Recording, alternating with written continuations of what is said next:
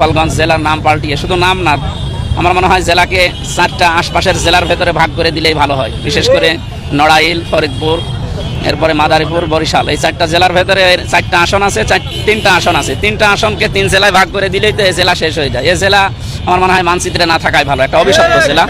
এই অভিশপ্ত জেলাকে বাংলার মানচিত্র থেকে মুছে 63 জেলায় বাংলাদেশ করা হোক। প্রিয় দর্শক, আসসালামু আলাইকুম। দর্শক, শুরুতে একটি ভিডিও আপনারা দেখেছেন। দর্শক, বাংলাদেশের একজন ইসলামিক স্কলার মুফতি আমির হামজা সম্প্রতি তিনি একটি বক্তব্য দিয়েছেন। সেখানে গোপালগঞ্জ জেলাকে বাংলাদেশের মানচিত্র থেকে মুছে ফেলার জন্য তিনি সরকারকে অনুরোধ করেছেন। প্রিয় দর্শক, মুফতি আমির হামজা বলেন, গোপালগঞ্জ একটি অভিশপ্ত জেলা, এই জেলাকে বাংলার মানচিত্র থেকে মুছে ফেলতে হবে। দেশে থাকা 64টি জেলা থেকে গোপালগঞ্জকে বাদ দিয়ে 63টি জেলা করতে হবে। কেন ভাই? আপনি একজন ইসলামিক স্কলার, আপনার হাজার হাজার ভক্ত আছে, আপনাকে অনুসরণ করে হাজারো বাংলাদেশের মানুষ। আপনি একজন স্কলার হয়ে আপনি কেন কিভাবে এই কথা আপনি বলেন? একটি জেলাকে নিচ্ছিন্ন করে দেওয়ার কথা আপনি বললেন।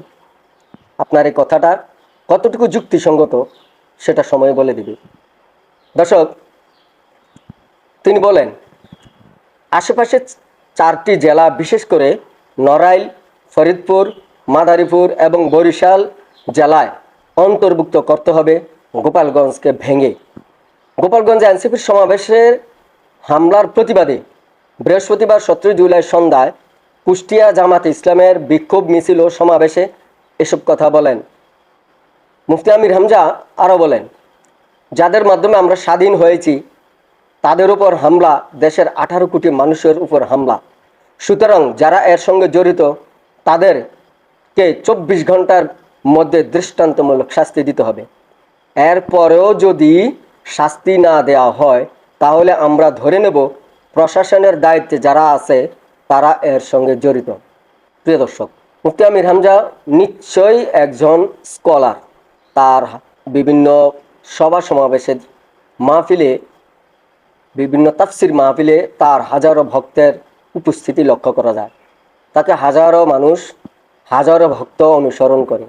কিন্তু একজন স্কলার হিসাবে, একজন ইসলামিক স্কলার হিসাবে তার এই বক্তব্য কতটুকু যুক্তিসঙ্গত, তার এই বক্তব্য রাজনীতিতে কতটুকু প্রভাব বিস্তার করে, সেটাই দেখার বিষয়। প্রিয় দর্শক, এ পর্যন্তই। সকলে ভালো থাকেন, সুস্থ থাকেন। আল্লাহ হাফেজ।